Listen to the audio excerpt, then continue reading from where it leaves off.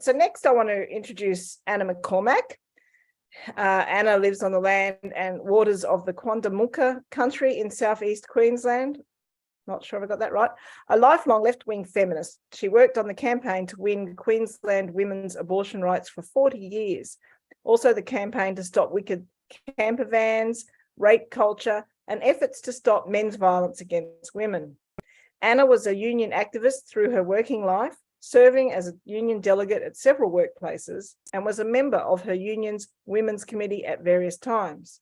She went on to found IWD Brisbane Meanjin late in 2017, after observing that Liberal feminists who ran the IWD rally in 2017 were denying the material basis of women's oppression and thus the reality of women's oppression. Anna then connected with other women across Australia to defend women's sex-based rights and children's safeguards against the state and corporations. This has become the most important work of her life, involving as it does women and girls' rights to exist as a sex class. So welcome, Anna, and please take over. I'm going to be speaking about activism, as is my colleague Nerissa. So the background to the questions that I want to consider, and which you may wish to also consider if you're thinking of being involved in activism, is that I've been involved in actions to oppose state-supported gender ideology and sex self-identification since 2018, and especially since 2021. There are significant questions around this particular subject area that don't need the same level of consideration when talking about other areas of activism that I've been involved in, such as abortion rights, refugee advocacy, and Latin American solidarity. This area, defending the sex-based rights of women and lesbians in particular, and safeguards for children, is the most dangerous form of activism I've ever been involved in. In none of the other areas of activism have I needed to consider our physical safety. Questions like, are we likely to be attacked? How do we protect ourselves? How do we protect our speaking equipment and our merchandise? But they are the questions we have to consider now as feminist activists. I'm going to mention 12 points. First, primarily, we think of street protests as activism, but it isn't only this form of direct action. There are other forms of in real life engagement, such as public meetings and what one of my Terf friends calls sneaky activism.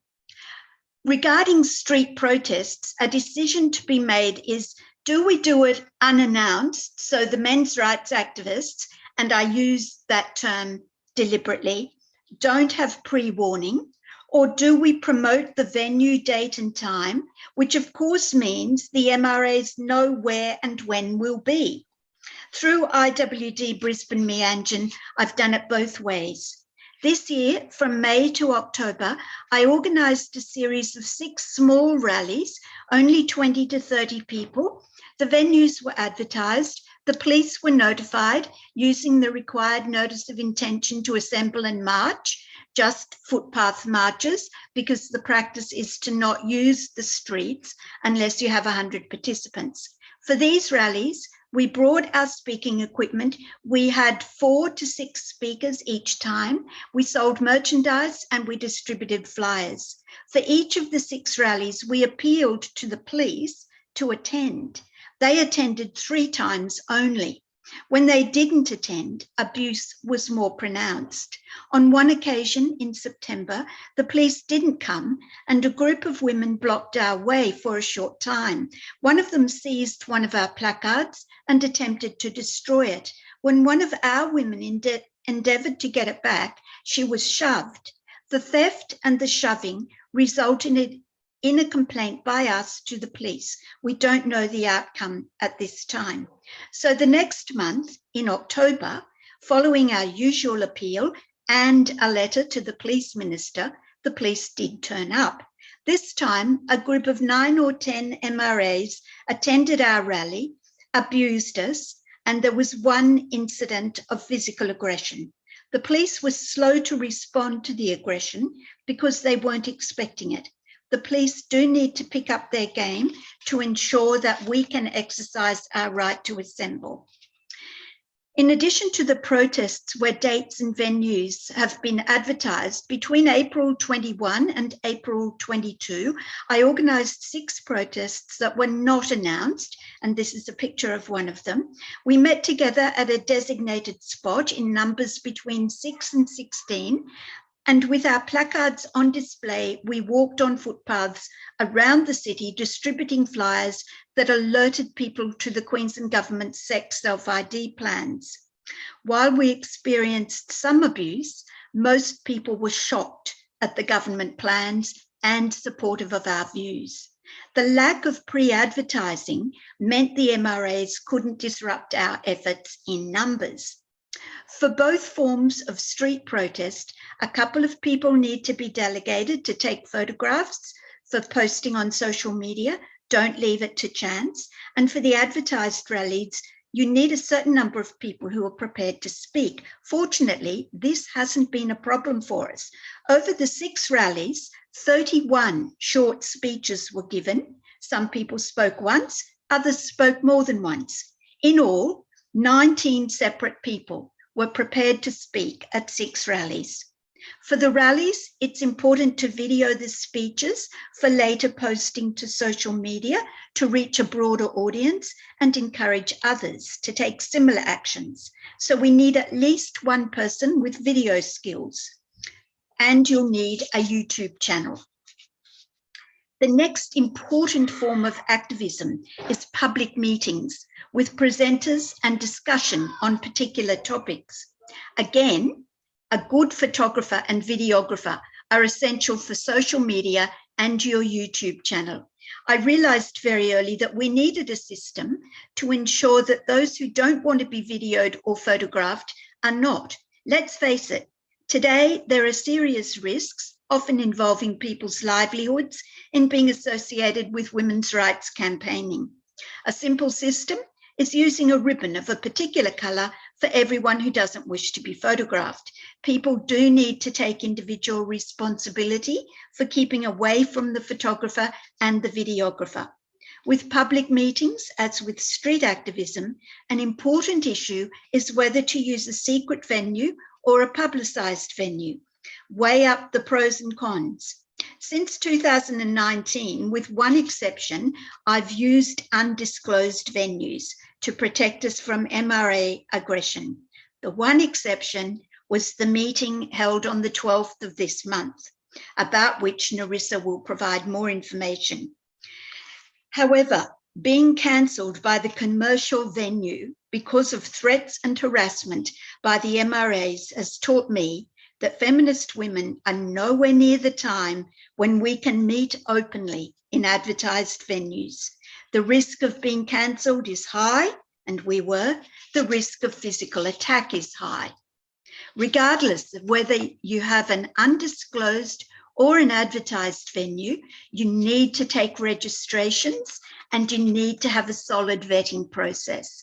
And of the people who attended our most recent public meeting on 12 November, I rejected a number of them because they couldn't satisfy me that we were safe from them. 3, sneaky activism. Stickers and or Sharpie slogans in public places. Of course, I would never suggest that anyone actually write marker pen slogans in a public place or post stickers. It isn't legal. But if you happen to see any stickers or slogans supporting women's sex-based rights, then take a quick snap and post them to your social media or send them to me. I've hosted a Facebook page for IWD Brisbane Meanjin for 5 years, and for the last about 8 months, I post whatever's been sent to me every Sunday in terms of slogans and stickers that people have put up. Even if they do get removed within a few days, social media presence is encouraging to others. It lets other women's resistors know they're not alone and they can take individual actions. 4, postcard and or letter campaign. I have one running at the moment. It's a postcard campaign.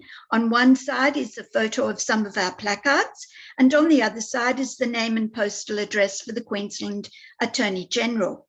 Some are blank, so you can put in the name of your local state MP. The message is simple and brief. Sex self-ID harms women and children. Please don't pass the law. That's it.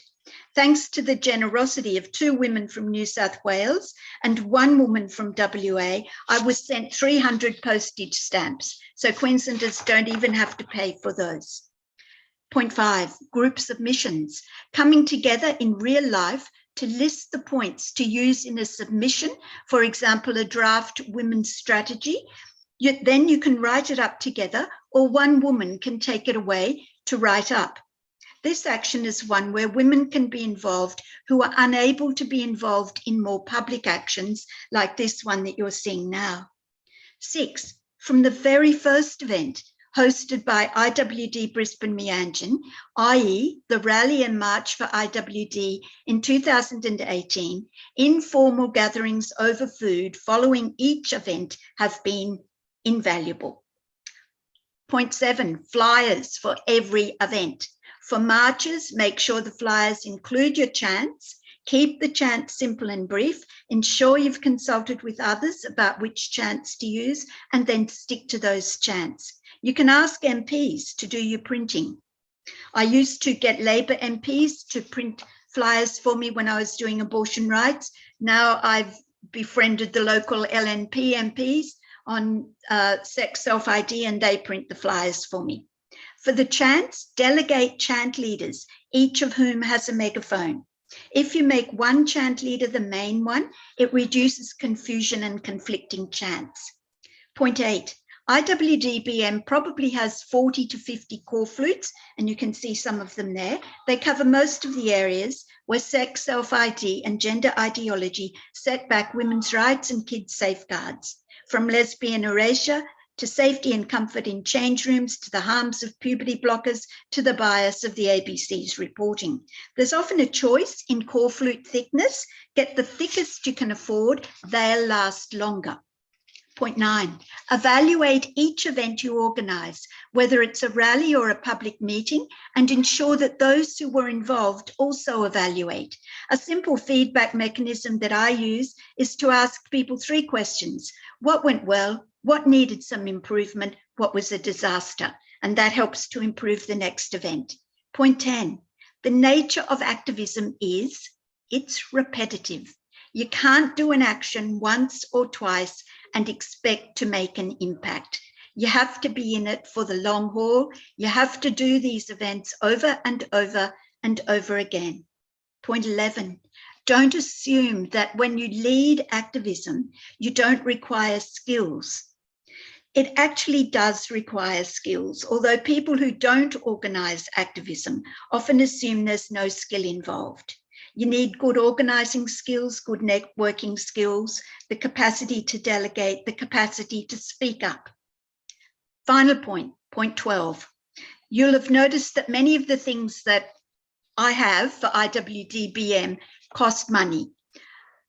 A PA cost over $1,100, hundreds of dollars spent on core flutes, megaphones, etc.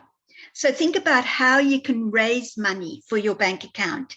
Selling merch does bring in some money, and people with skills are very generous in making things that can be sold. For example, that woman speaking there, Kaz, is wearing a little hat that someone made so that we could sell them to raise money. We've also had women make crocheted brooches, suffragette sashes, knitted scarves. Running raffles also brings in money. And you'll find that once you have some runs on the board, people will trust your work and they'll develop a loyalty to you that will translate into making donations. So have a plan for raising money. Thank you.